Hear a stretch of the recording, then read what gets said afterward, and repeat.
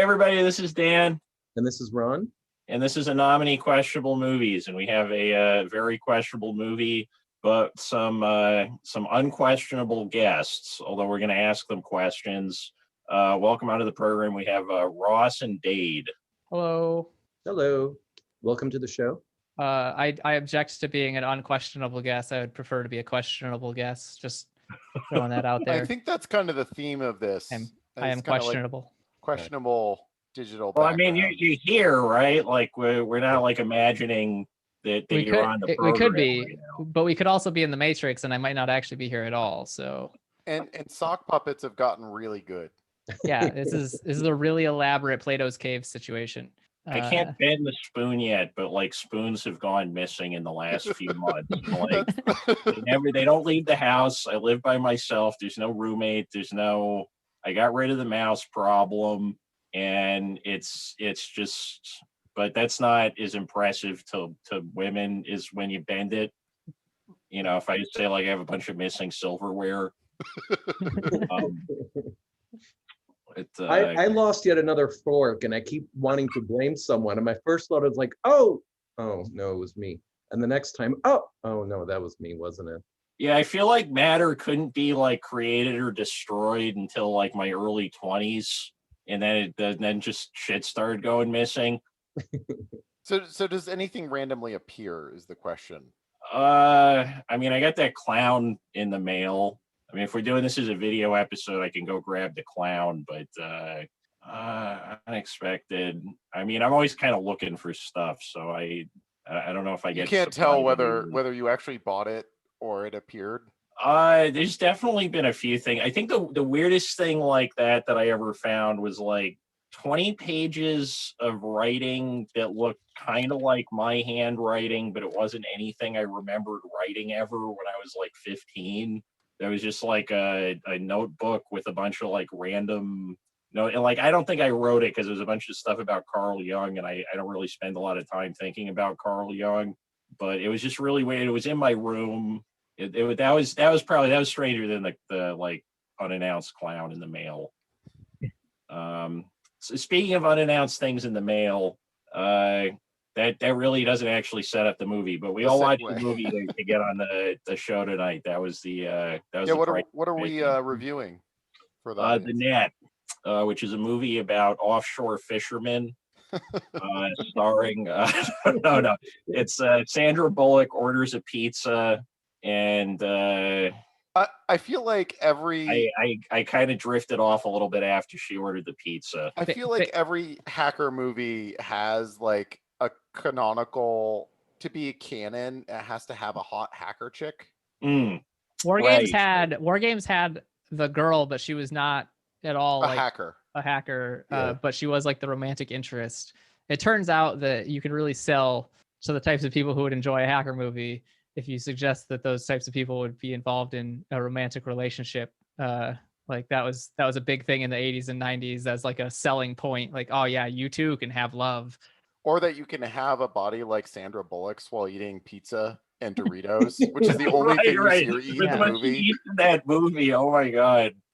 Now I'm trying to imagine like an incel romantic comedy, because you're kind of like framing this like it shifted recently, like.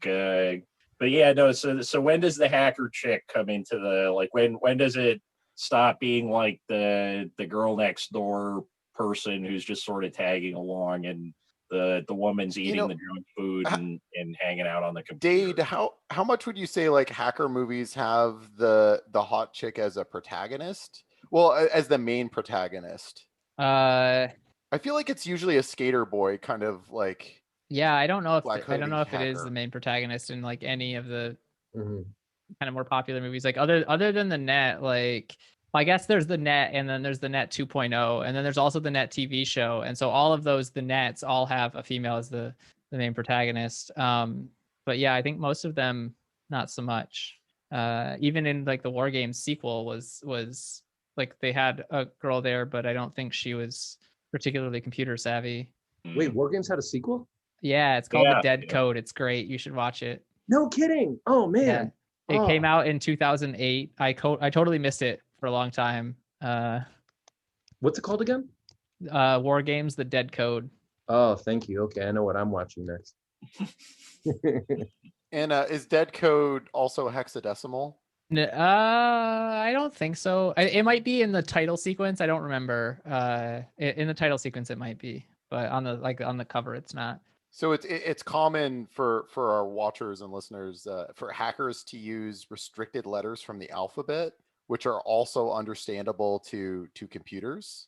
The numbers 0 through 9 and A through F. So you can spell dead code if you replace the O with a 0, and That's where like lead speak came from, right? Yeah, not exactly, because like lead speak is more just whatever. Like they would just replace random characters with numbers as more of like a chatting and gaming thing. Whereas in hexadecimal, you usually have to do the opposite. Like if you want to represent a T, you can't do that in A through F, and so you have to use like 7 or something.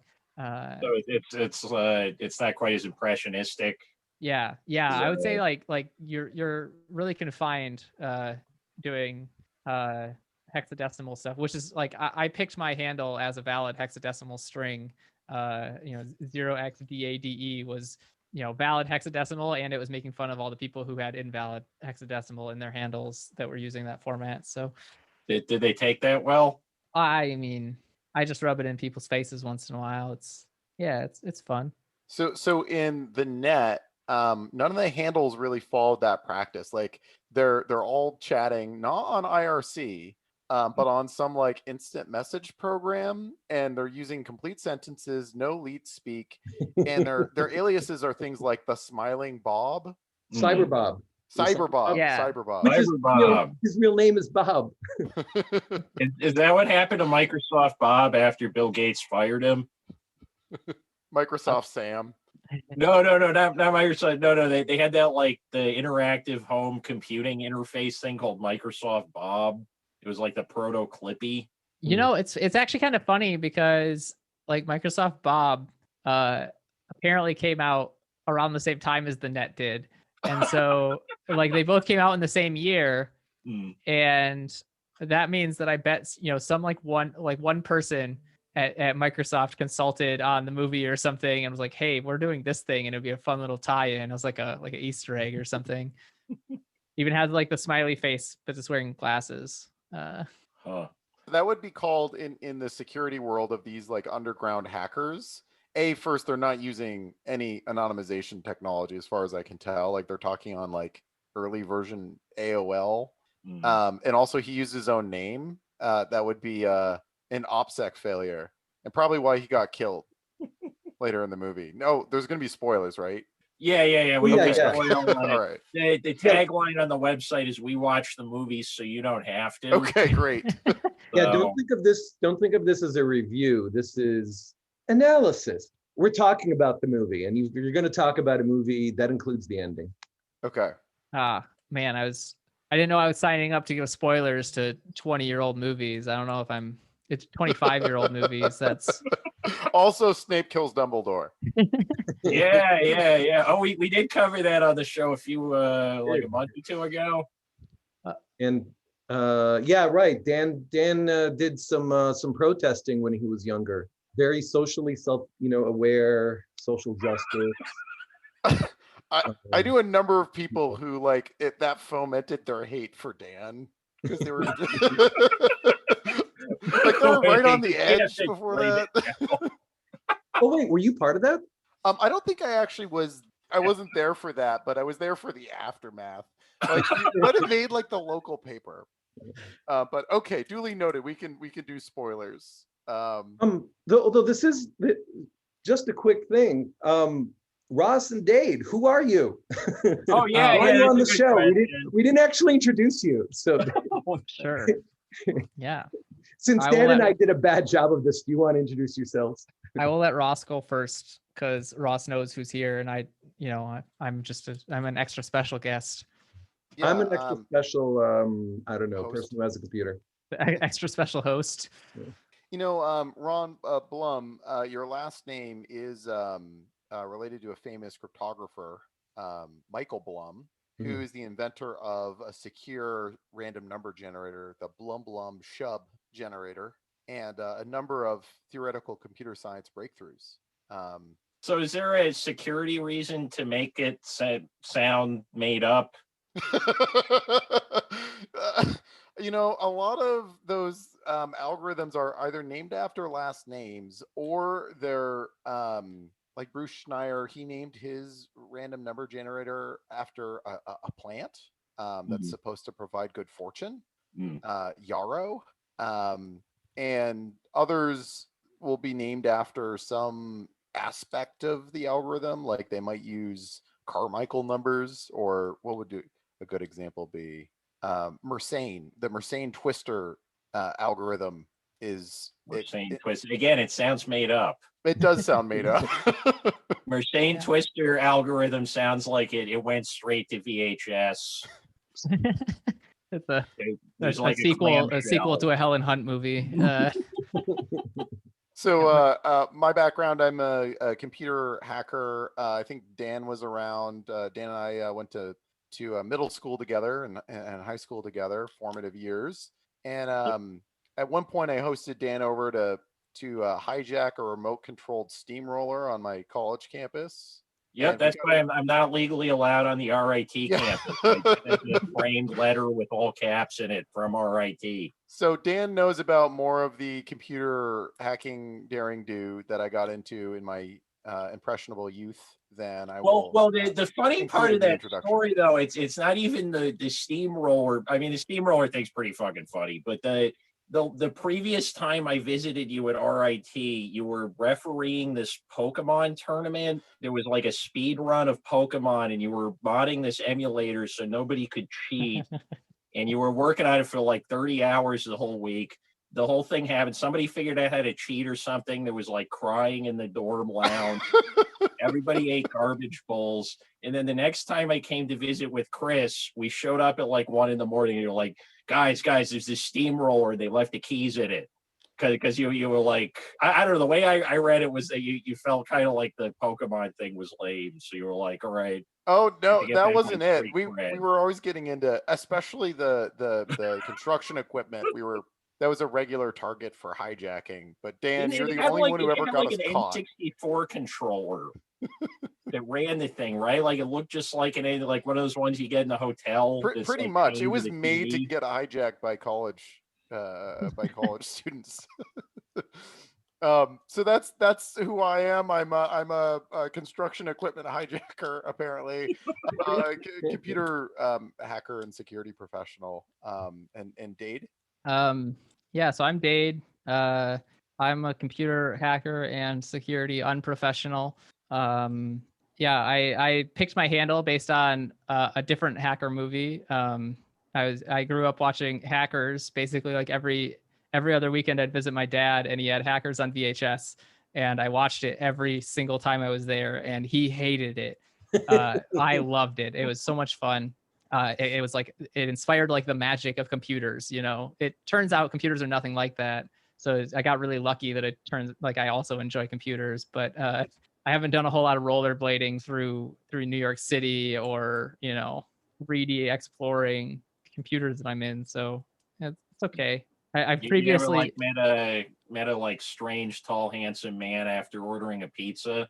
I have, but I don't really like to talk about how I spend my weekends. So, other than that, I was a guest on a Darknet Diaries episode about like ATM hacking, because I am just kind of considered the person who knows a lot about hacking movies. That was like, he was like, hey, I want to talk about like ATM hacks in fiction. And I was like, I got you covered, man.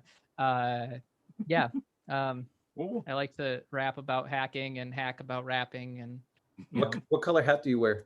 Color hat do I wear? Green. Except for this one is black. I wear a red headband. It's usually sometimes too. Black hoods, right?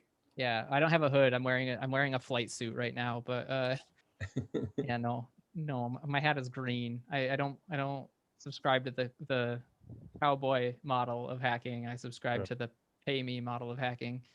So it's too easy to not be green. Yes. honestly, like I approach hacking as like it is harder now to get paid doing illegal things than it is to get paid doing legal things. I can make way more money showing up at a 9 to 5 and telling people that their spreadsheets are bad than I can get for breaking into things. So I just go where the money takes me. Good to know. And so, is this the first time you've seen the net, or I imagine you were probably familiar with it? No, I was very familiar with it. That was the net was a fascinating one. I like one of my favorite little Easter eggs on websites after the net was like the little pie symbol in the corner for the like Praetorians, and like to go to like I've seen several hackers on like their personal website. They'll put that down there and it'll take you to a different like a secret mode. Nothing quite as cool as what they show in the movies where like airplane terminals are opening up and traffic control stuff, like not cool like that, but hacker mode engaged. So They're Easter eggs. yeah, I'm a big fan of Easter eggs. Also, I opened up the net on my other screen because I have it in my library, and I opened it up, and one of the the very first review I saw for it from Rotten Tomatoes, it just says a thriller without thrills. I think that really captures what the net is all about. It was my first time watching the net. I'm not, I haven't watched a whole lot of hacker movies. I've watched some of the classics, but the net had escaped me, and so I watched it, and I had a riot. I mean, it was ridiculous. It was like good '90s ridiculous. Like the fact that they had a chase scene in a festival with like a silencer shooting through children. Right. Like Sandra Bullock used to date Dennis Miller. Like that could only have happened after the 80s stand-up boom. Like that, there's not right. Nobody, it's a weird pairing. Like the whole premise that like her only previous romantic relationship was with her shrink. And like half of the I'm destroying this data is I'm going to like table swipe this computer. The whole like ham-handed metaphor with like her mother's Alzheimer's. Yeah. And when she needs to call her mother to identify her to the police station as a witness. Right. Right. It's like she only knows two people. She like couldn't she call the pizza guy? Like couldn't he recognize it by now? Like we joke, but also it's the middle of a quarantine right now, and nobody has been to the door of my apartment in more than a year. So very well, I could end up in a situation where you're going to have to call my mom to prove my identity. That seems more plausible now than it did a year ago. So, well, not after this podcast goes live, you're going to be famous. Yeah, fair. So that won't be a problem. Fair. I'll have to produce valid ID that says Dade as a mononym, which is going to be a little bit tough. But you're gonna have to change your Twitter to the real Dade. I got a message today actually on IRC. Somebody was like, "Are you the real 0x Dade?" And like I get that every once in a while. Like I think it's because I normally have pink hair and I really stand out in a crowd, so that really is what did it. But yeah, it's funny because I got one of those. You deny it, right? I usually don't answer. Like 3 DEF CONs ago, I hadn't really like shown people my face yet, but I had started to get reasonably popular on Twitter. So what I did was I printed up a bunch of business cards that just say on the front, they say Wile E. Coyote, genius, have brain, will travel. And on the back, it's just in tiny text on the back, it has my Twitter handle. And then I handed them out to a bunch of friends. And I said, yeah, just like go out and pretend you're me, have fun with it. So like a whole bunch of people then afterwards were like tweeting at me like, oh yeah, it was so much fun hanging out with you at such and such, doing all these things that I've never done before. I wish I could go back to those days. Those were fun. Yeah. So somebody has to describe what the movie was about. Who wants to do that? Sandra Bullock orders the pizza. The pizza steals her identity, and she spends the rest of the movie trying to get her identity back. Roughly, that's about accurate. While saving the world. Oh yeah, they're because the Praetorians are trying to steal the world. This like evil, shadowy cabal of like software nerds have like taken. They're like taking over because their software gets them into everything. They I noticed a lot of that in the 90s, that like plot that some software company is just out there distributing really bad software to a ton of critical systems so that they can take over those systems. That was a big trope in like the late 90s and early 2000s.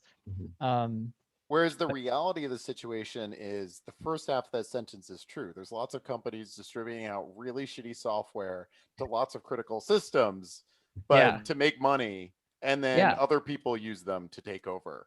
Yeah, see, you've never worked in a software development company if you think that they can develop software efficiently to take over the world. That's not going to happen. They can't do it. Right. They can barely develop software efficiently enough to get out the door, let alone to meet the customer's needs, let alone to take over the world. So yeah.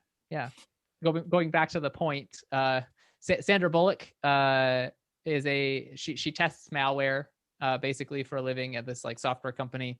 She works fully remote from her house in 1995 over dial-up internet. Amazing. They mail floppy disks back and forth to each other. She goes on vacation. She like her boss got in a plane accident or something, and she gets sent on vacation. She goes to Mexico, and when she's in Mexico, she falls in love with this dark, dreamy, handsome guy who takes her out on a boat and then like steals her identity. She wakes up in a hospital with no purse, no documentation. I think she's still in Mexico at that point. Like I think she's still in Mexico when she's in the hospital. Like a Mexican nunnery. Oh yeah, it wasn't even like a hospital. It was like a nun, like a convent. Nunnery, is that the right word for it? I don't know what. Convent. Yeah, that was so nunnery might work. Either way, we got it. Knights of Columbus for chicks. Yeah. She spends the rest of the movie fighting to get her identity back and like prove to the world that these bad guys are doing bad things. And then a spoiler alert, in the net 2, it's a completely different cast and it takes place entirely in Turkey, but the Praetorians are back. So she did not succeed at the end of the net. Also in the net TV show, it's also an entirely different storyline, but the Praetorians are in it. So there's a lot of the net happening. Which so it's not the same character played by different actresses. It's just totally different. It might actually, like, I don't remember. I could only make it through like the first episode of the TV show. I tried so hard. I'm like, I am the type of person who thought that CSI Cyber was hilarious to watch. It was pretty bad, but like this was just it was too much. I couldn't watch it. But I don't remember. But I think in the net 2, it's literally a completely different character. In the TV show, it might be Angela Bennett as like the main character, but not played by Sandra Bullock. Okay. So she does malware testing as a job, but she describes herself as 2 different things at 2 different points in the movie, which made me think that she might have Alzheimer's or something, or like she had more than just her identity stolen. Dazed and out of it for the whole movie. She seemed like slightly drugged, like she just took some Tylenol like an hour ago or something. But she constantly is waking up in a new place, a little bit disoriented. You get used to that after a while. So she describes her. Huh? So the movie had 2 writers, so maybe her different job descriptions were one by each writer. Writer A takes the first half of the movie and has one description. Writer 2 has a different job description. They never talk to each other. Well, I think they just didn't understand, because like I read an oral history of the production of this when I was watching it, because I was drifting. But why does that exist? Why does that exist? Because there's a lot of websites that need content. I mean, we're talking about it. We're still talking about it. It refuses to die. But yeah. So I read this history, and they said the studio had to hire a computer programmer to sit them down and explain to them what the internet was for 3 hours, so they could write the screenplay. And they got it really wrong. Yeah.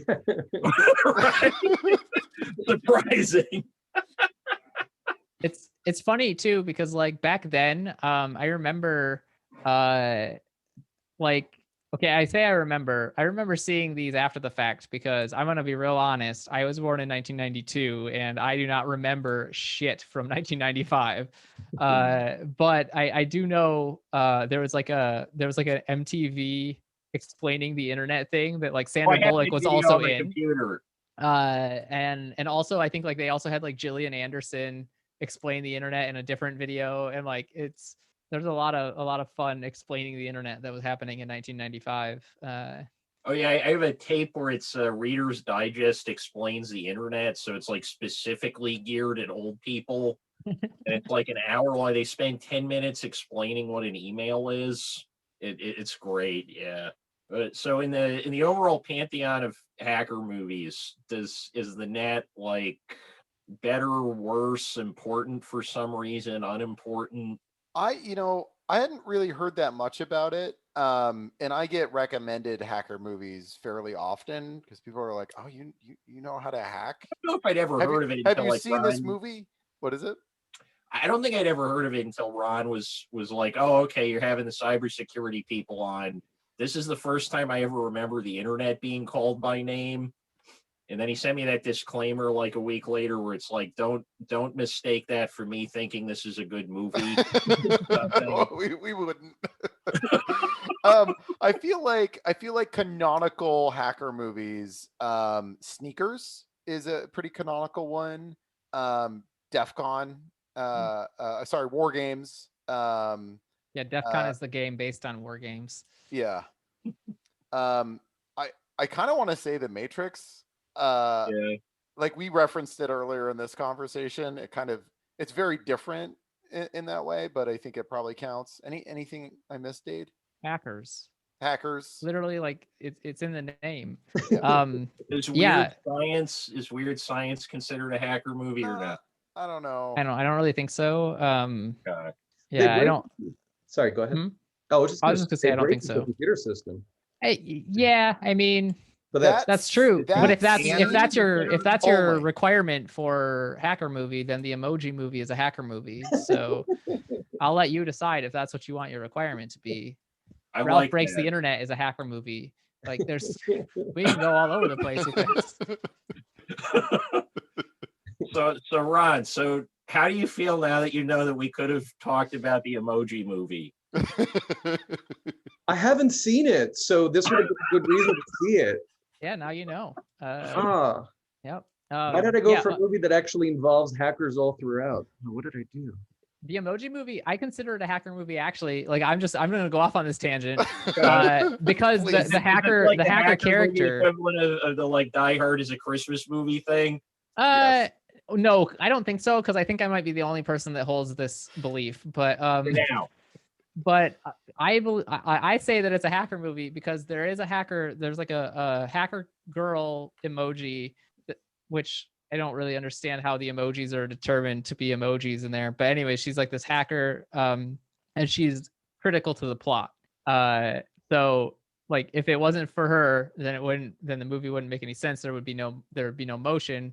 Therefore, the Emoji Movie is a hacker movie. You know, which might be a little bit of a stretch, but I don't care. Also, Tron. I think we missed Tron as like kind of a like it's not like hacker as a hacker movie, but I think it really did set a lot of it's got the aesthetics.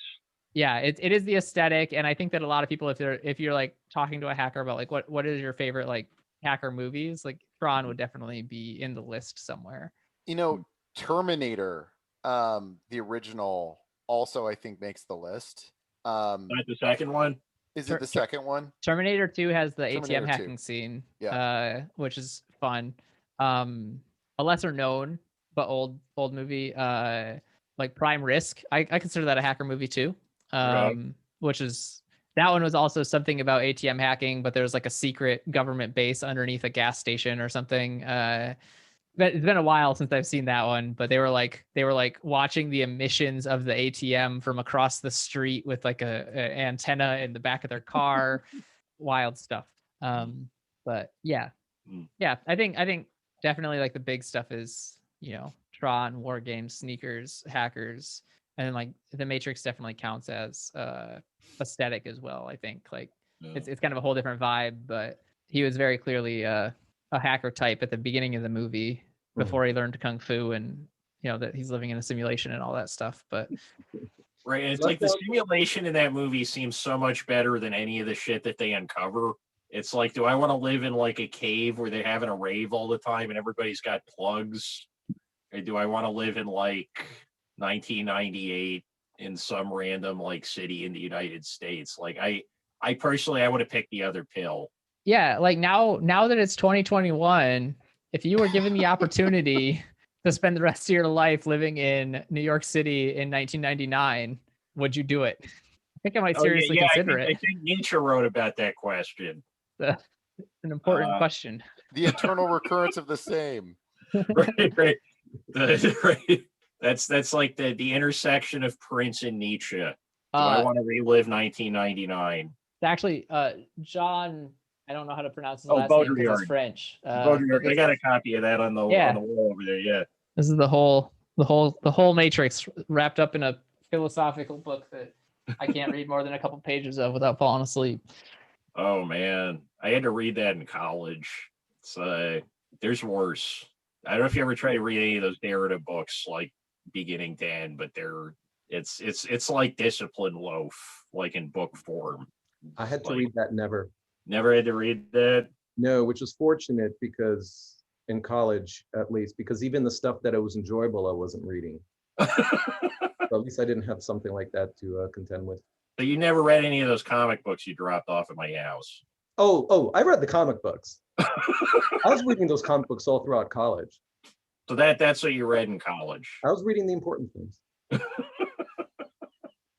So I guess what specifically struck you guys in this movie as being unrealistic? Because like I got the vibe that like this is completely implausible besides her ordering a pizza.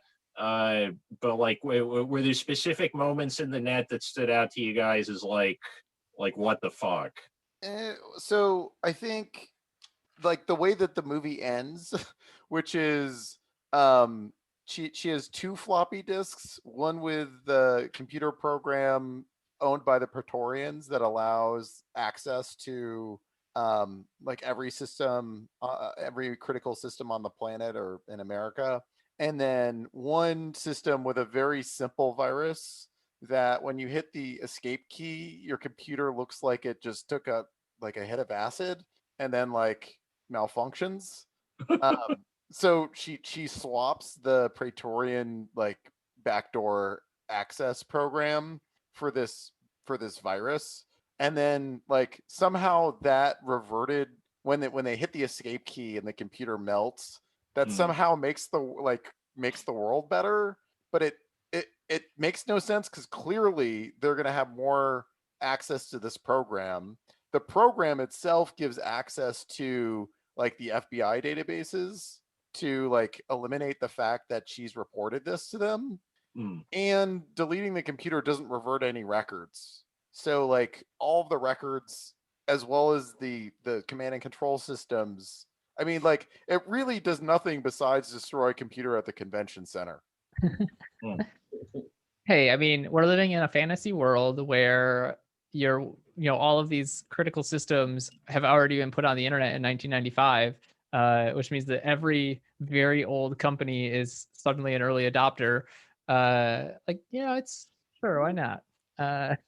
And back then their security was even worse than it is today. So the Praetorians, like the fact that they felt that they had to develop a company, I mean, like that trope, that was kind of unrealistic. Yeah, I feel like the most realistic part of the movie was like using a beautiful woman to get to a floppy disk.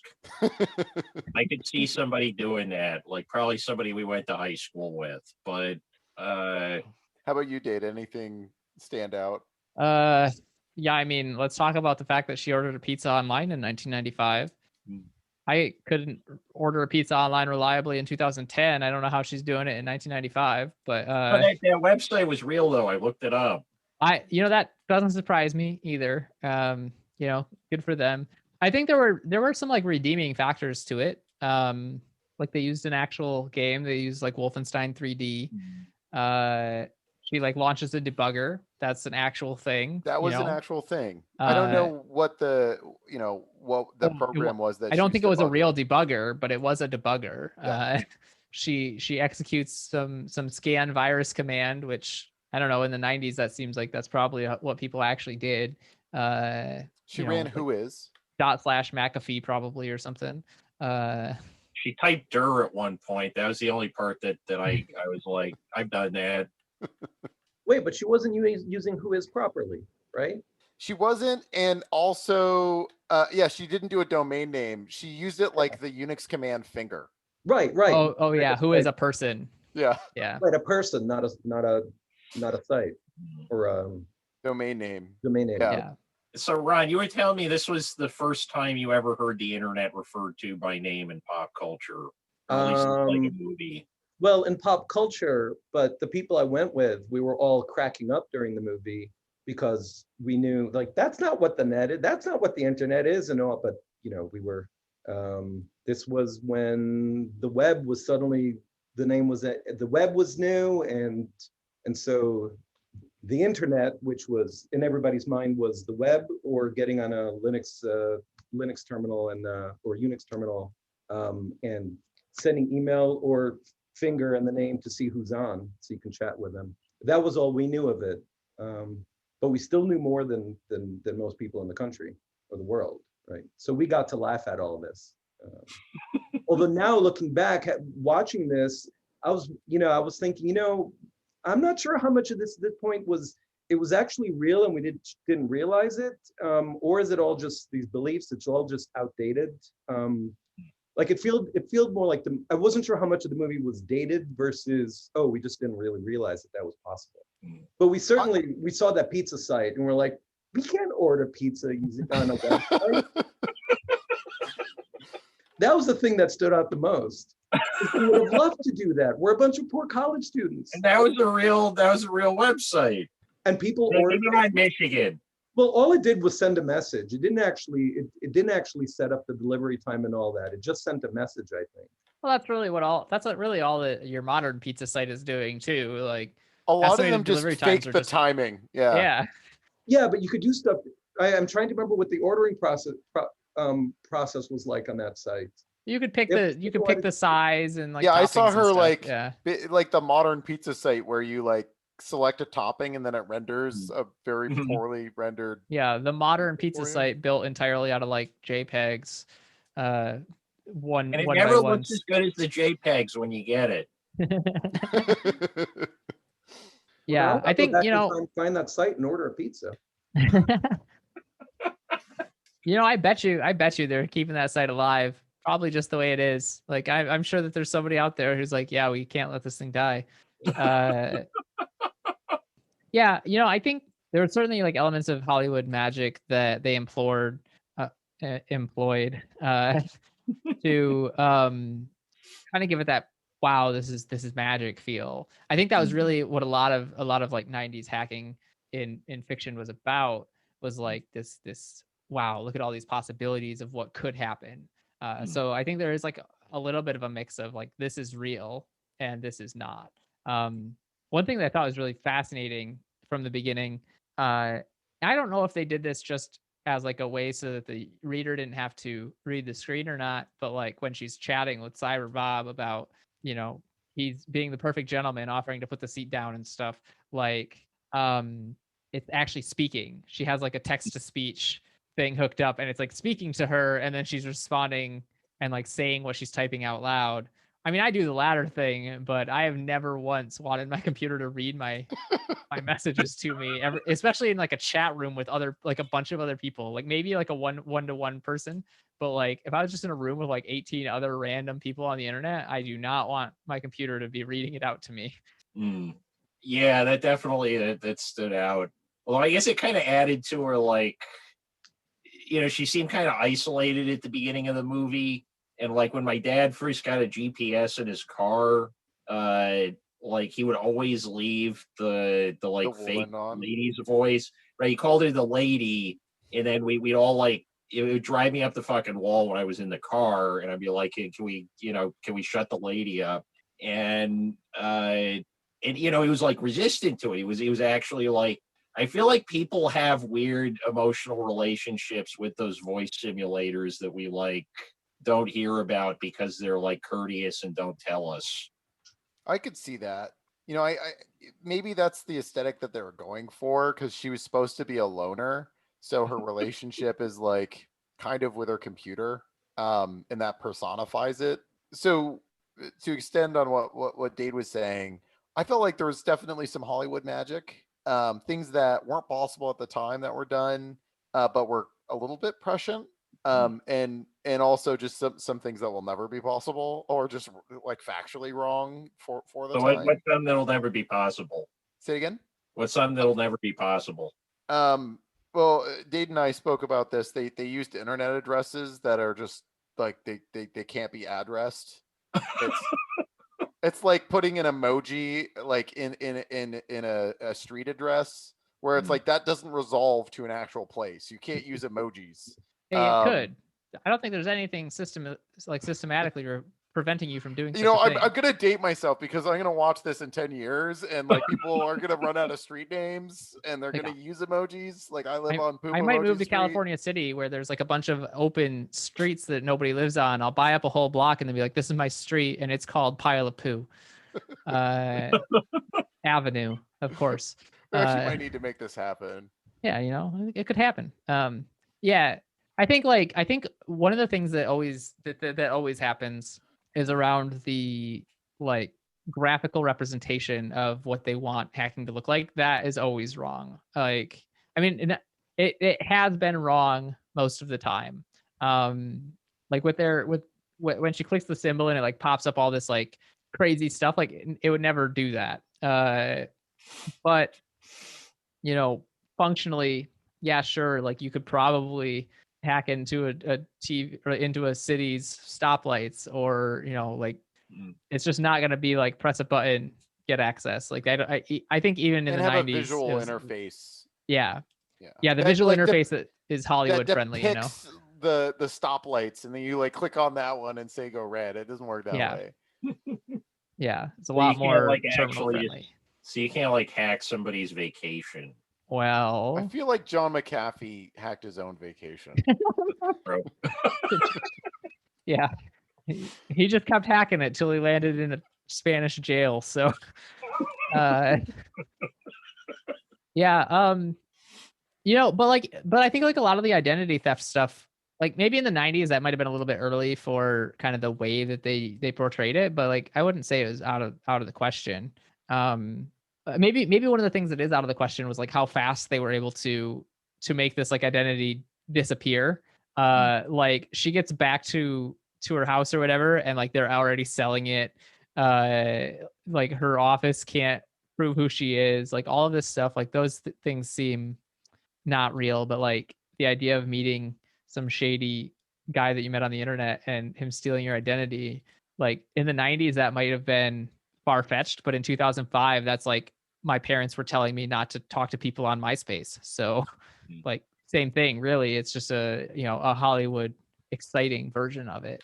And the idea of this gatekeeper program being installed across critical government infrastructure, and then that providing an avenue for manipulation of data. That's known as a supply chain attack, and that's very common today. There's like recently SolarWinds, right? That's the most recent, widely known supply chain attack. And that wasn't. It was a security program that got hacked. That gave access to all those critical systems.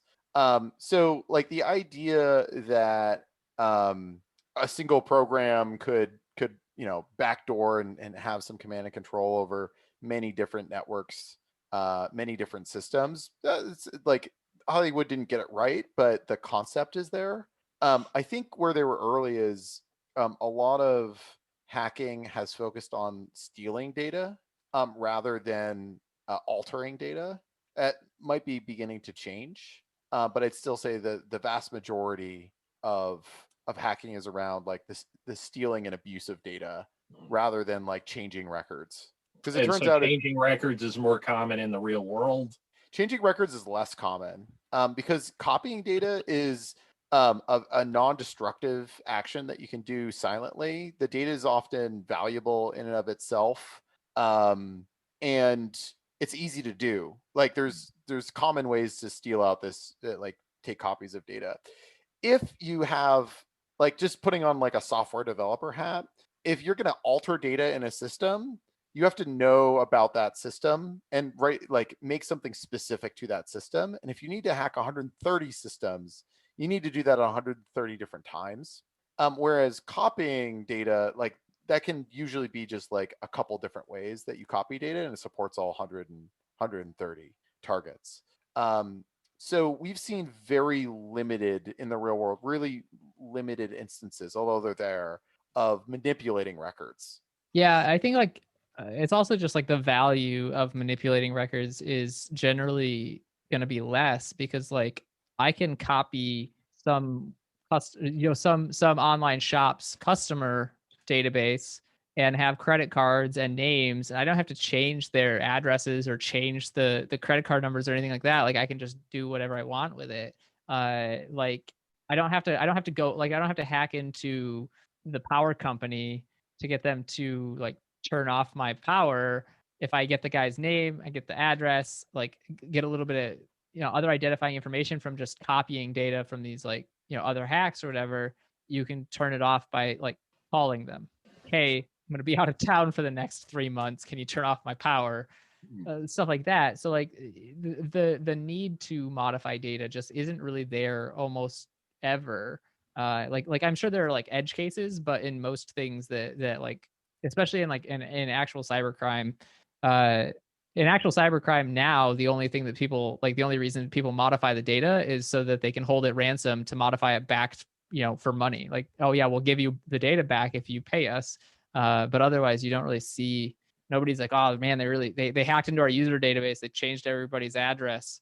Doesn't really happen, The one version of it that does happen, I feel like is there'll be database dumps. And then if it's like a political hacking, either geopolitical or just political otherwise, the materials might be selectively released or altered slightly before release for a bigger impact. And that's kind of a new thing. And sometimes it can be difficult if, there's no way to go out and validate whether what got released from a political hacking is the valid original copies of the data, or whether they've been altered slightly. Sometimes there is DKIM signatures on emails, for example. But kind of, well, there was those Epstein documents where it turned out they just highlighted everything. I don't know that one. Oh, okay, yeah. The Ghislaine Maxwell, there were like 80. There were a lot of pages of documents, and they dumped it. And I'm going through it, and I highlighted something, and I realized they hadn't redacted it. They just highlighted everything black. So I just copy pasted it, and you could read everything. There wasn't anything, nothing quite. It was like 2 paragraphs about Matt Groening's smelly feet. The guy who created The Simpsons, just like a description of his feet. For some reason, it was like somebody had written it in a document that was presented to the court. That's what you got out of the 800 pages. Yeah. Out of all I didn't read the whole thing. Okay. I read parts of it, but so in the hacker community, when you're in the process of hacking, you're mostly indoors, right? Yeah, I am. Like you're pretty much always indoors when you're hacking. I mean, you don't have to be these days, but So what's with the hats? I have a friend who does a lot of his work from a little pocket computer and a cell phone hotspot that he keeps in his backpack. And so he can literally do it like on the train, anywhere. I would say that's probably not the most common, but there are people out there that are like really doing the mobile hacking and the, working from a beach type of situations that, they do exist. Me, I haven't left my apartment in like 8 days. So oh yeah, I thought it was kind of wild. She was like checking her email on the beach at one point, if I'm remembering right. I think that's one thing. Wi-Fi connection at some point. That's true. The Wi-Fi thing is a little bit weird. Like the fact that she had internet there, probably not realistic for 1995. But the fact that she felt compelled to check her email on the beach, very realistic. Yeah, I can't take a vacation without checking my email. So that part was pretty good. Alternatively, maybe she had all the email downloaded to her computer, and she was just going through the backed up stuff. I had a professor in college that at home he still had dial up in like this was like the between like 2010 and 2015. It was like in that era, and he still had dial up at home. So what he would do is he would come to the school, like come to campus, and before he left, he would download all of his emails, and he would open like 100 tabs in his browser of like things that he wanted to read or whatever. And then he would go home, and he wouldn't be on the internet. He would just like you do all this stuff that he had like queued up. So maybe that's what she did. She just downloaded all her email, and she's like, I'll finally get to that email from 6 months ago today on vacation. Maybe. Yeah. Another really realistic thing was some of the most realistic hacking in the movie was when Sandra Bullock broke into her previous employer by following an open door but tailgating, and then getting on a computer that wasn't locked and sitting down at the desk. That's like a fairly realistic scenario, especially because she's an insider. She knows what that looks like, like the building layout. Although the firefighter like escape where she dressed up, she like cosplayed as a firefighter and then went to a convention. Not so much. Right, the computer convention scene. I like that. How realistic do you I think love that how the was to, like, what Praetorians, TES when they was like followed back her in into the day? computer convention, declared in a dramatic tone, she's going there to use a computer.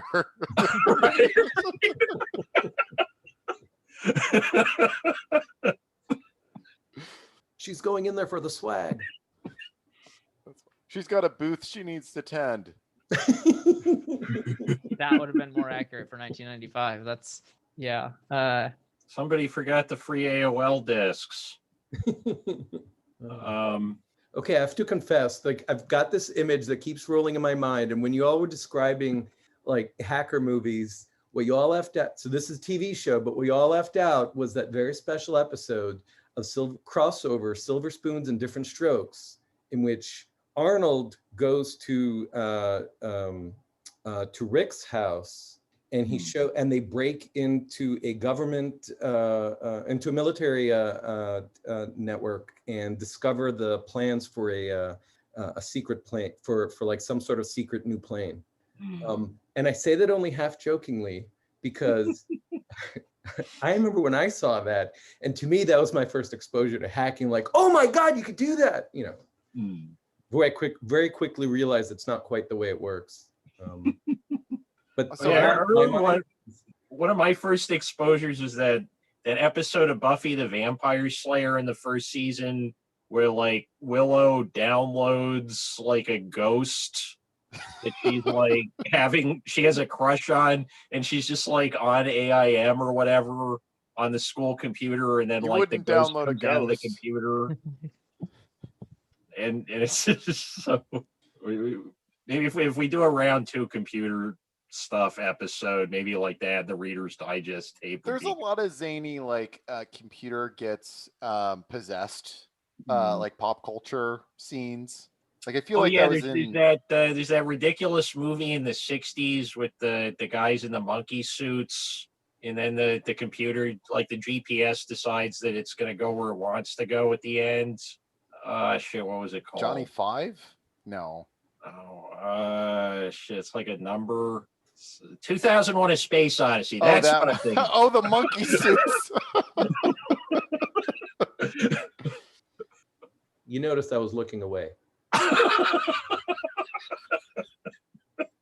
I have a soft spot for 2001: A Space Odyssey. I read the book, and very often, like books are almost always in order of magnitude or more better than any film adaptation. But Arthur C. Clarke, I don't know. Like that was a bad book.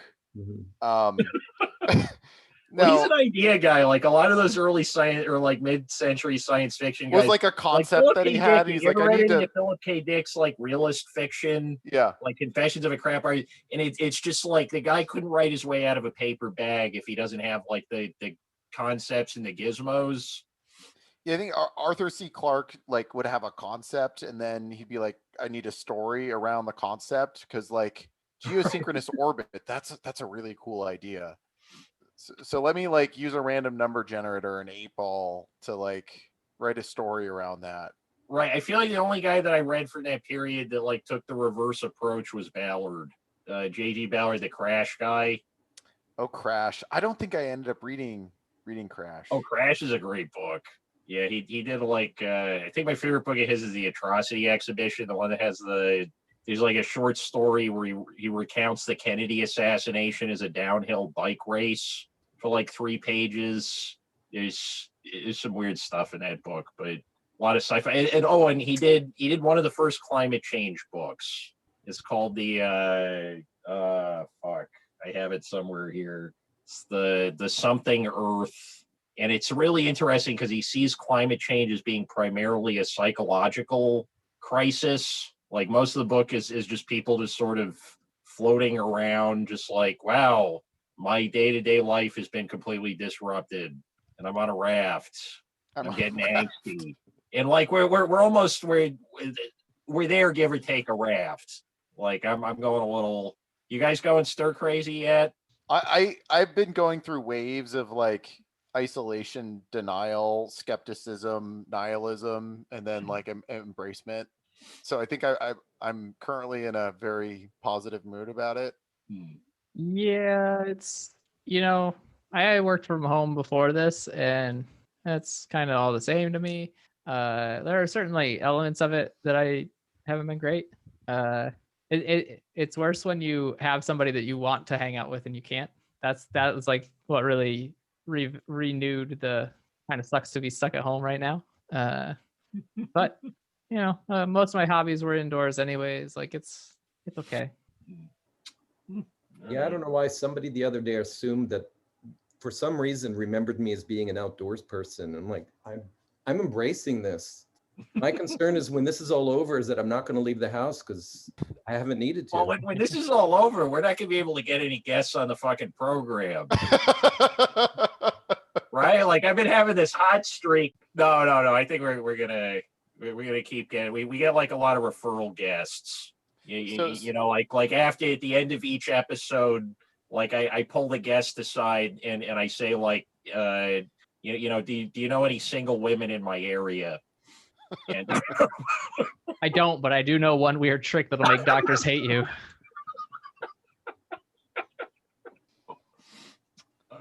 So Dade, you're a fan of hacker movies. Have you ever done any like actual film work yourself, or written anything or have you gotten into the kind of like the fake hacking of the ATM from the other side of it?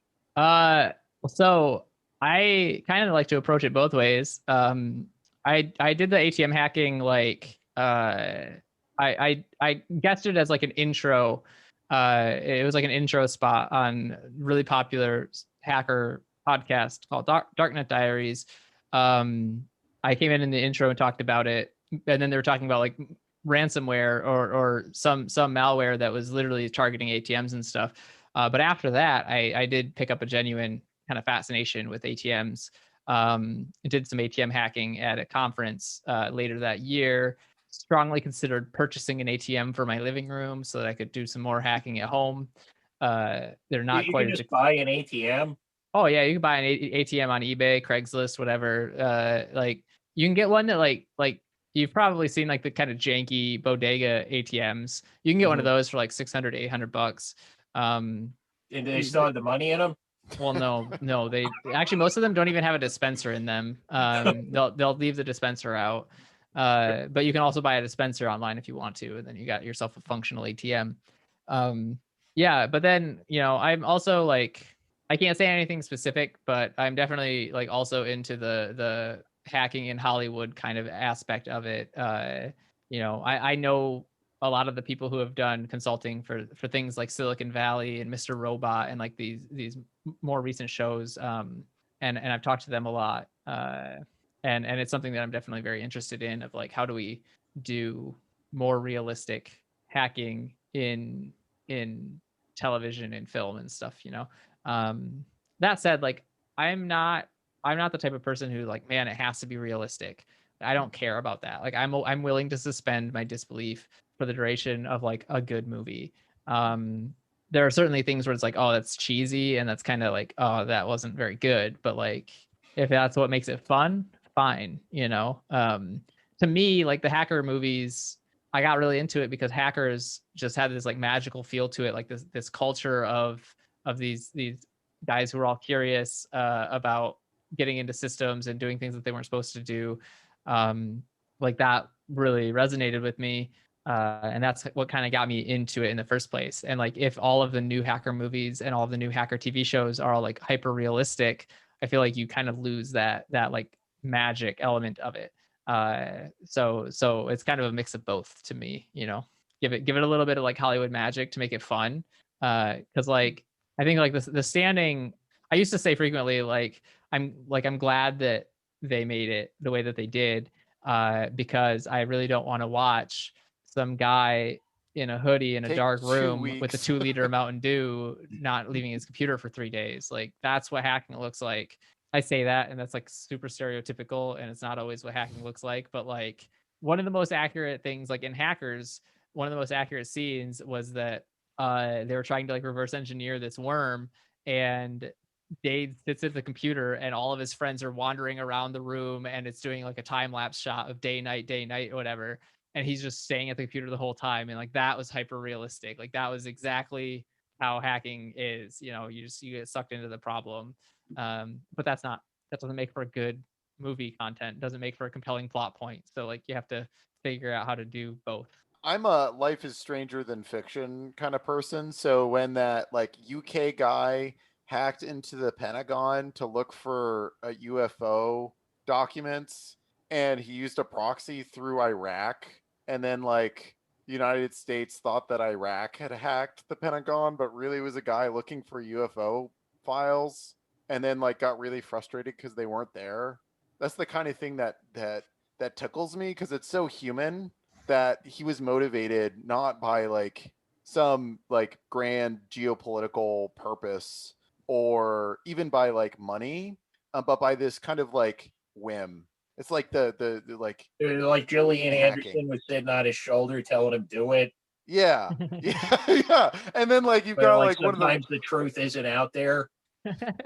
and on the other end of it, you have like as strict as you can get. You have the fraternal order of the intelligence community, who like can't take a joke, and like just the whimsy of like some UK guy's obsession with green little men, somehow can like surmount that. It's got like People are really into that shit. Like when I was working at the bookstore, the guy who owned the bookstore, like 1980, bought these 3 very large boxes of UFO books. They ended up behind a display thing. I didn't find them for 30 years. And when I get into the things, they're all worth like $120, $180. People are paying insane amounts of money, like not if you put it on Craigslist or something, only on eBay because they don't like leave their house, I guess. But like somebody's paying a lot of money for these. Like there's no important information in there, right? Like there's not like I bought a collection of Orthodox Jewish law books from this guy once, right? And like I was selling a lot of these books on like how to do an Orthodox Jewish divorce for like $80 a pop. And that I get like $80 to get out of a marriage. That's a bargain. That's an investment.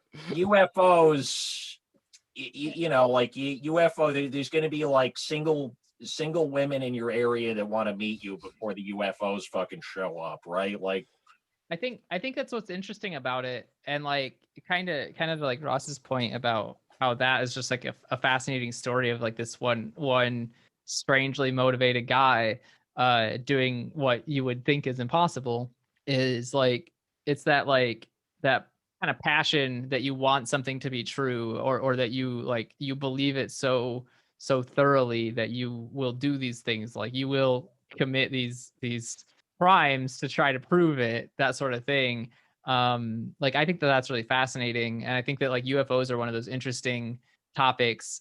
Like it's kind of weird in 2021 because we've just spent like the last like 3 years just being inundated with conspiracy theories, but like UFO is just this like conspiracy theory concept that has been around for so much longer than like so many others. And it's like it's not just that, but it is also like it capitalizes on that want for something more to life than there currently is. Like it's the same thing that makes modern fiction, things that are like, oh yeah, they're driving cars and have cell phones, but also this guy's a vampire or something. Like, it's the same thing that kind of makes that appealing, is like, it's this, I want to believe that there's something more to the world than there is. So I think that's an interesting like motivator for a character, or for this guy, this random Gary McKinnon. Oh yeah, I remember him. I forgot his name, but yeah. So Wall Street Bets and like the community of people who just like want GameStop to be valuable and also I love hedge it. funds I to love it. lose money. Like it's like this expression of will that supersedes the reality that I don't know. I think I like that kind of whimsy and motivation in it, not just in a hacker movie, but I think that's part of the magic, is like hacking the way that Hollywood portrays it makes some of this seem magical, and then in this other like really real way, people like Gary McKinnon, who are doing this impossible thing because they're so impassioned by something so ridiculous, it's almost like a magic trick. Yeah, I think that really captures it. I honestly hope that like there are certain things that have been picked up a little bit by different Hollywood studios, but like haven't really been turned into this reality. Like one of the things, like I thought that lulzsec in the early 2010s was amazing.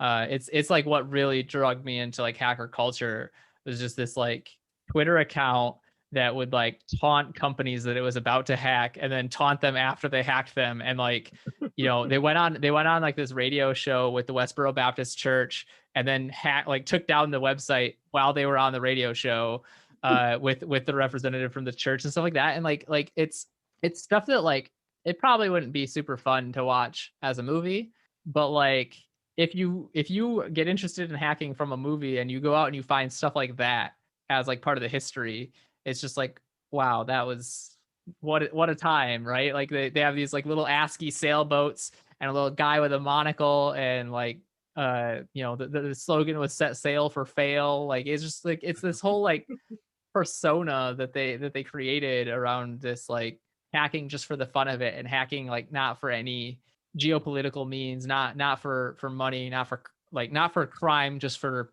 like financial gain or anything like that. They were doing it for fun.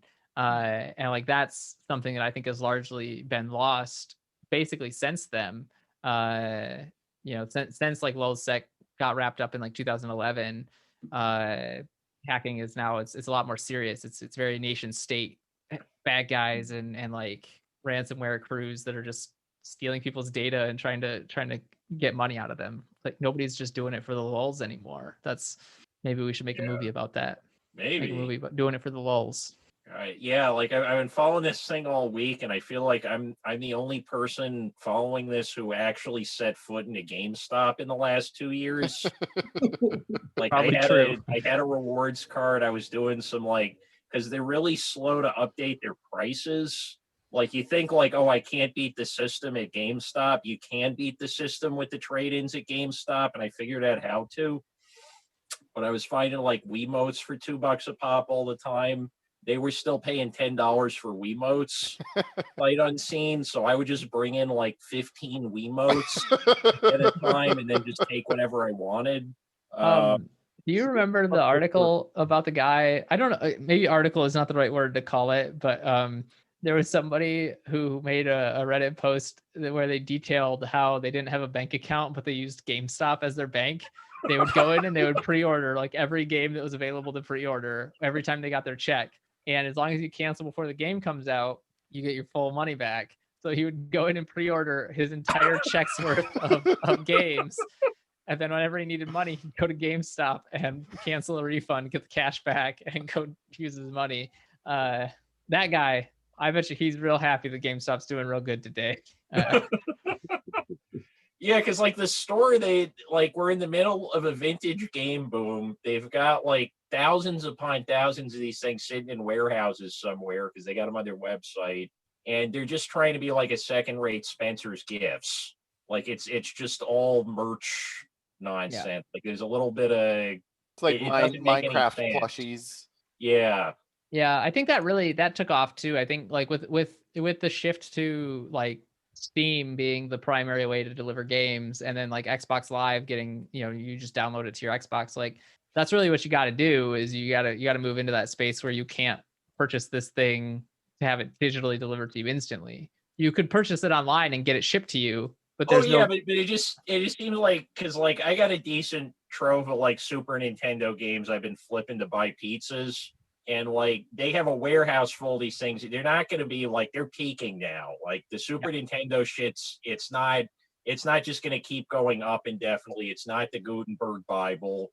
Take the money while you can, cash out, and then do the Spencer's gift thing. I don't know, but Yeah. they chose somebody else as the CEO, so I guess I'm going to have to use this plan somewhere else. You know what I think that they did wrong? I think that GameStop screwed it up when they closed Think Geek. I feel like that was their, like, they could have just kept that going.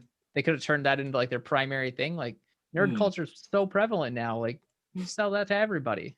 But nope, they had to like, well, we don't think there's a future in selling clothes to nerds, so we're gonna close this site. Why'd they do that? I'm still upset about it. It's been like years. I'm still upset about it. So I bought one of those little Star Trek-y, like it's like a static electricity thing that you can touch and it follows your fingers. I bought one of those from them. I want to buy another one, but where do you go to get that stuff these days? I don't know what to call it. Just I could have gone to Think Geek and found it, no problem. Listen to me, GME. Do your thing. Bring back. You got Think money Geek. to invest now. Invest in. Well, they might not have money to invest now, actually. Like they might have just not had any stock to take advantage of their I kind of want to buy Blockbuster just to request the certificate. To get invited to the shareholder meetings. Yeah. Because I have some, like, I have a few sealed Blockbuster branded blank VHS tapes, and they just like a stock certificate next to that would be a nice little addition to the museum. But yeah, actually.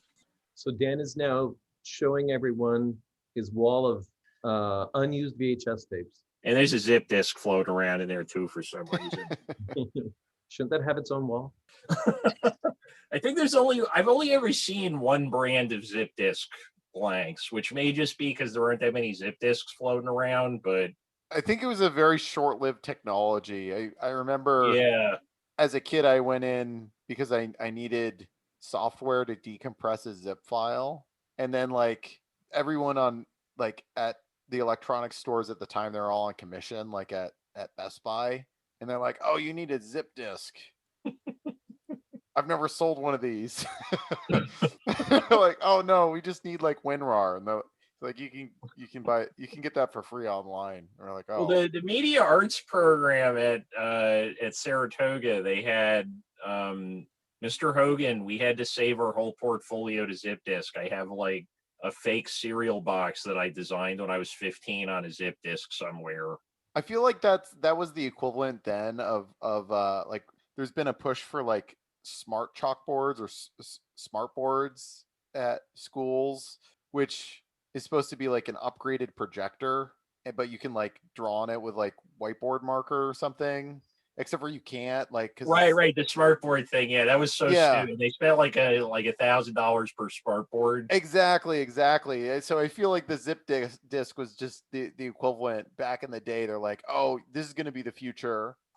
That was. And they weren't reliable. They would just get corrupted. Like, yeah, I bet you when I get that fucking thing out and I find a zip drive, the data's not going to be on it. I was going to say, like you said, you've got a cereal box you designed. I say you've got an empty zip disk somewhere. Yeah, I mean, but it's one of those things like that happened in other data formats too. Like I think that the floppy disk didn't really anticipate the rise of like CD disk as like an optical disk format, like just completely superseding them entirely. Because like the CD was 700 megabytes versus a floppy disk was 3.5. Or I think the biggest ones were like maybe 4 or 5 megabytes or something like that. Like you weren't getting very much space on them. But like VHS had Betamax, and floppy drives had zip disks. And also the zip company, iOmega, they also made a zip CD to compete with CD-ROMs. Guess what did not win against CD-ROMs? The other one was like what, like HD DVD versus Blu-ray or Right. whatever it was called. Like When 45s came out, there was like a huge format war between those in 78s and 33s, because 33s will actually work on a different setup than 45s do. They're like, it's two different companies. Like RCA owns 45, and then I forget who owns 33, RPM Records. yeah, that's pretty much how it goes. Speaking of hacker movies and obscure formats, there was a place that like there was a copy of Hackers that was sold on Laserdisc. Oh, It's hard to find. I've not been able to find one that I could buy, but I do know somebody who has one. I think it was like only sold in China or something like that. that like makes it's sense. Yeah, the laser discs that are Chinese worth market. money. It's like all the Japanese exclusives, like the Evangelion laser discs are still worth some money, but Yeah. So that's, just if anybody listening happens to have Hackers on Laserdisc, find me on Twitter later. yeah, no, I don't have that. I got 2 crates of laser discs lying around, but no Hackers. Nobody dropped off on their curb along with. No. I mean, most of my laser discs, it was like one collection at the Brookline Public Library that somebody dropped off, but they must have been loaded because it was just like every silent film that hadn't been re-released, every like practically everything except the Prisoner set and Twilight of the Cockroaches in my collection was from that one box. Well, so where's the laser disc imagers, writers?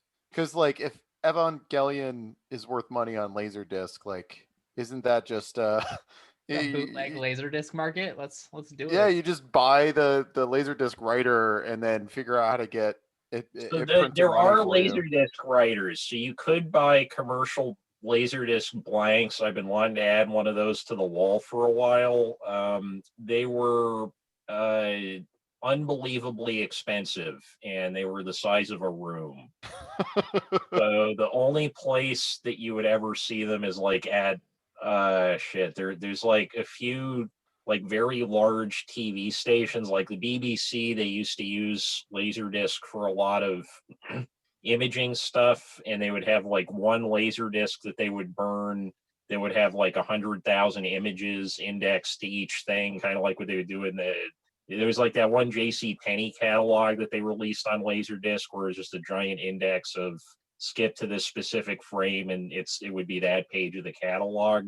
And so the BBC did use something like that for a long time. So when are you gonna make fast friends with a TV station or get them on the podcast? Well, I was going to check around Schenectady because I know guys that like had relatives that worked at the first ever television station in the country is out in Schenectady, which is about a 25-minute drive from where I am right now. And I was hoping to find some like Sony PVMs or BVMs floating around, because there's got to be a lot of them floating around Schenectady if there was that much television stuff going on around there, unless they all got sold.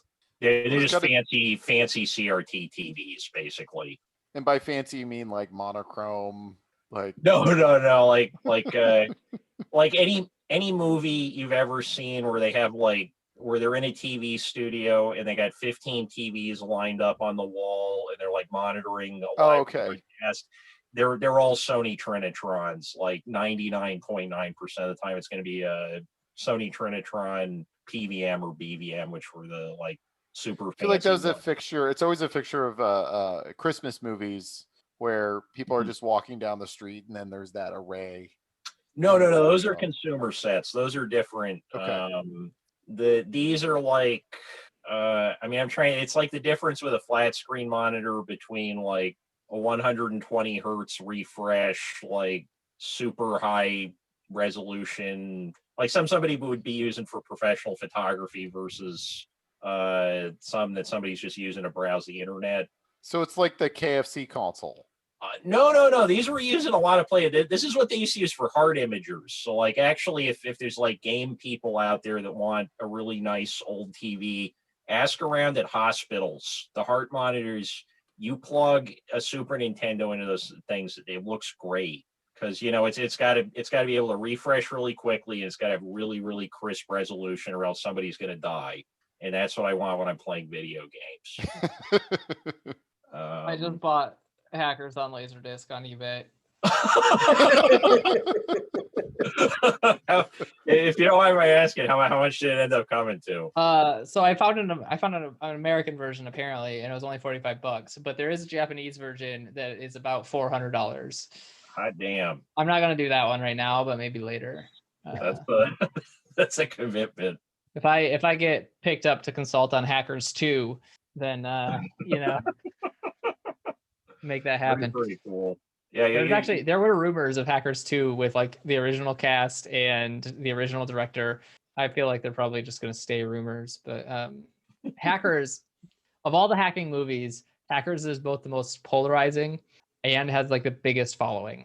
Like there's a guy, I think it's a couple of people, they run a site called hackerscurator.com, and it's all dedicated to like the movie props, interviews with the cast, interviews with the crew, set decorations, like all these things. Like it just released an interview with the director. It was like an hour and a half long. Like just great stuff. So like Hackers is the #1 hacker movie in my book. Just that's pretty cool. I don't want to shit on the net too much, but was the movie? We had 3 guys on a few months ago who run like the world's largest Super Mario Brothers the movie fan website. I forgot about that. That was the ooze. The ooze is Teenage Mutant Ninja Turtles. It's Trust the Fungus. Fungus, yeah. And the Goombas are just like really big people with tiny heads for some reason. Yeah, like Bowser is just like Dennis Hopper on drugs. So did they come in and do a review of the Super Mario's Brother movie? No, they came on and they told us like they were going into it was a 3-hour interview. We were not expecting it. Like we tweeted something at them and then they got back to us but I think my favorite part of that interview was one of the guys, because they all collect like Mario Brothers movie tie-in, and one of them has like an actual tie-in plunger. Like you can unclog a toilet with it, but it's branded for the Super Mario Brothers movie. But yeah, they might be a fun group to reach out to, see if we can get them on the Hackers website. Because like sometimes I feel like when we're doing these interviews, like fan groups will know more about the movie than the people who made it when you're talking to them. It's like absolutely.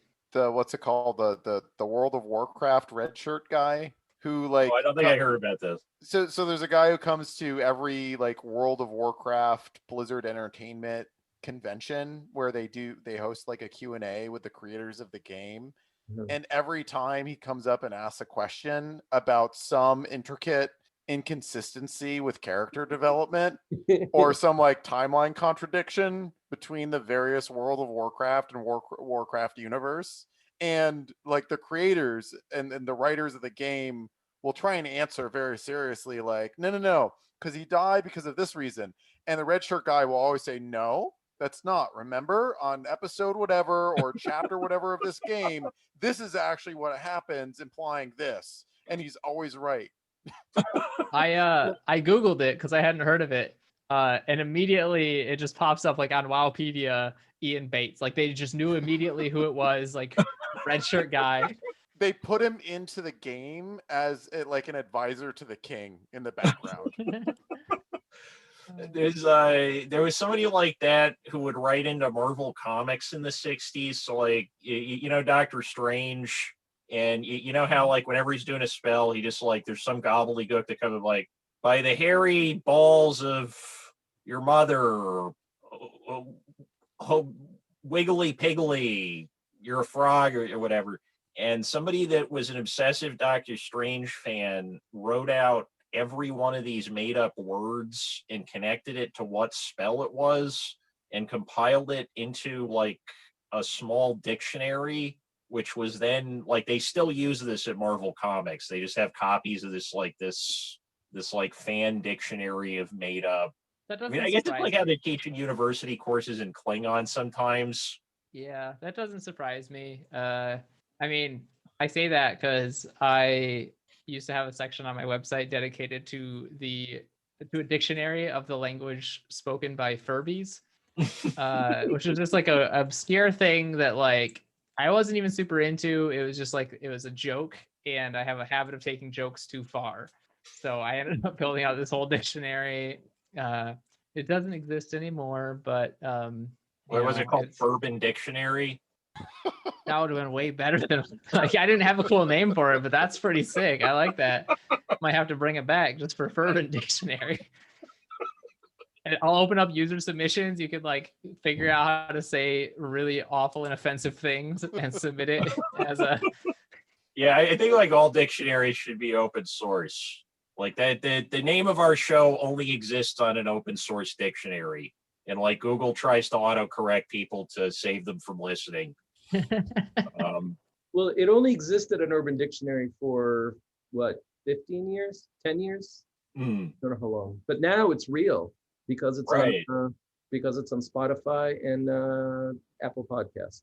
Yeah, see, so you'll take a thing and you'll turn it into your thing, and that's how you make a brand on the internet. You know, don't ask me. I picked my brand to be a single name that is also a county in Florida, and also frequently mistaken for Dave.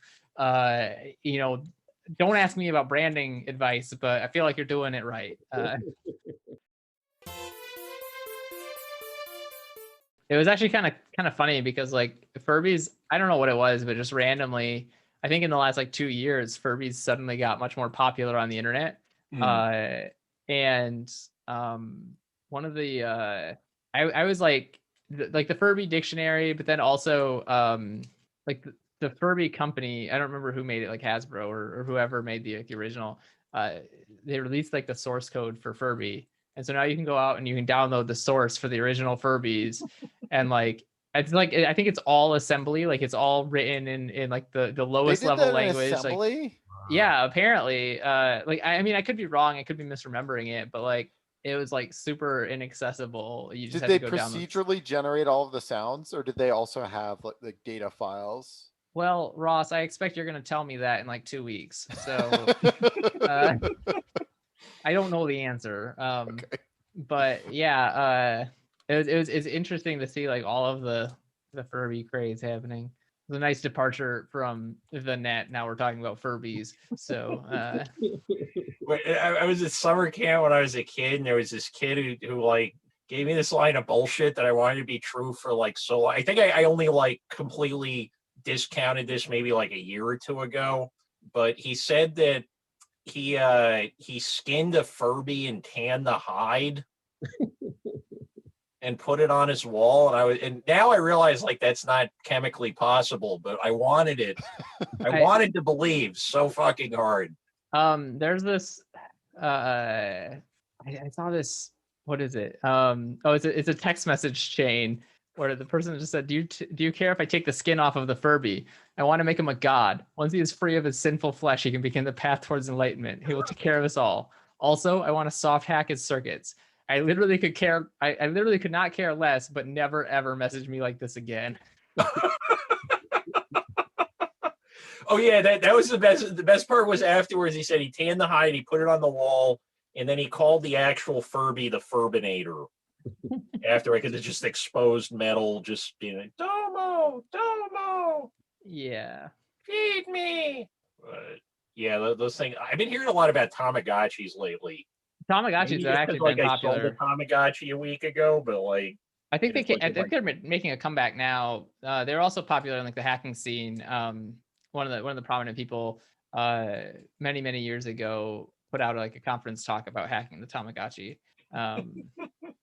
And then there's actually like that kind of concept of like the pocket pet has then since been like redone, and now there's new tools, like there's an open source tool called Tamagotchi, which like will automatically attack Wi-Fi.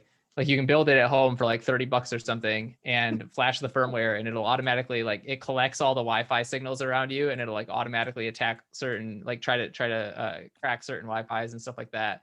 And like you feed it by like the more unique Wi-Fi networks it sees is like the happier it gets and stuff like that. It's hackers have gotten into some weird stuff now. We're really in like the pocket hacking pet phase now. So oh man, I thought you were gonna say there was like a phone app Tamagotchi where it's just like the alarm clock on your phone but like every 45 minutes it goes off and it says like pick up my shit. Like, Oh, that's I what think they remember call about that. those things. I think they call that Pomodoro technique now. So it's like a productivity hack at this point. Somebody in business found out about it. Yeah. I'm gonna have to go in a few minutes. Do you guys have any other wrap up stuff? Well, No, why I don't you think do we the 4-minute exhausted. wrap. Huh? What? Are you going to do the 4-minute wrap for us? No. Oh. No. You probably have copyright concerns because I'm so good at mimicking exactly And we how did to get rap. caught. It turned out that putting the entire theme song to Green Acres without getting without licensing it was YouTube was not happy with that. Yeah, YouTube will get you. Thankfully, like Content ID stuff is pretty specific, but yeah, no, the song that I know is "Speed 'Em" by Tech Nine and Eminem, and the reason that I memorized it was because it uses a lot of alliteration, which is my favorite like word technique. Like of all the ways to play with words, alliteration is my favorite. So like at the end of like the very last verse starts, I'm the fury of the final fight. I flip it on fraudulent fellows for feeling fright. I flick it on fire, finish and win the flow and fight. Feminine pickers fall and flog on a foe with a fife. Love it. I love a lot of alliteration, and that was really fun. Nice. So yeah, that's my hobbies include hacking, rapping, and alliterating, which none of that was alliterative or sung in a rap song. So I like that there's a line, there's like a wall put up between rapping and alliterating. Yeah, because I like to alliterate in a lot more places than just rap. I like to do it in like meetings, and like I'll be writing a proposal up and I was like, how can I make the title of this proposal? Wait, is like, that why also... when we were on the same team, all of our project names were like, they would acronym out to like CCCCC? No, I didn't get to do all the fun stuff, but I would though. Like I like to sneak it in places, like trick people into thinking my ideas are cool by making them remember like random bits of it, you know? Yeah, hacker heckling, hacker, you know, hackers hacked, hacking, heckling hackers. That is me tricking myself into doing work on a Saturday by putting on Hackers from 1995 in the background so that I would be, you know, I have a Pavlovian response to it to go work on something when that movie turns on. So That gets you pumped? I did it to myself in college. I was really bad at procrastinating. And so I would put off working on stuff for a long time, and then I would have to stay up all night to finish stuff before it was due the next day. And so I'd like put on Hackers, and I would just like that's I don't know, it got me in the mood to work on something. So now like I turn it on for like background noise. I don't watch it at all. I don't have to. I can recite most of the script from memory. But yeah, it still works. Like I started watching it in the living room. I was like, man, I really want to go to my computer and work on this, but I really don't want to get up. So I turned it on, and then like 5 minutes later, I was at my computer working. So, you know, psychology, some good research there. I mean, I'm not a mouse in a maze, but I may as well be like a good productivity tip. So Yeah. I guess, do you guys have any final thoughts on the net? I kind of got quiet for a few minutes there, and it's because I was looking up the source code to Furbies. It's only available in a PDF document right now. No one has transcribed it, at least that I could find, but I'm close to determining whether they procedurally generated all the noises. No, I think my only, like, my final thought is rabbis and hackers can both be identified via their headwear. Yeah. Actually magicians too, I think. Like now you've got a way to categorize all three of these different people. Like if you see a guy in a top hat, probably a magician. If you see a guy in a cowboy hat, probably a hacker or a cowboy. Can't tell these days. Console cowboy or actual cowboy. I don't know. If you see a guy in one of many hats, depending on their sect, then you found a rabbi. Congratulations. Like, and on that note, this is Anominy, questionable movies. I'm still Dan. I'm still Ron. And So Ross. I'm always Dade. And we'll see you at the movies. Thanks for coming on. Yeah, thanks. Thank you. All right, take care, everyone.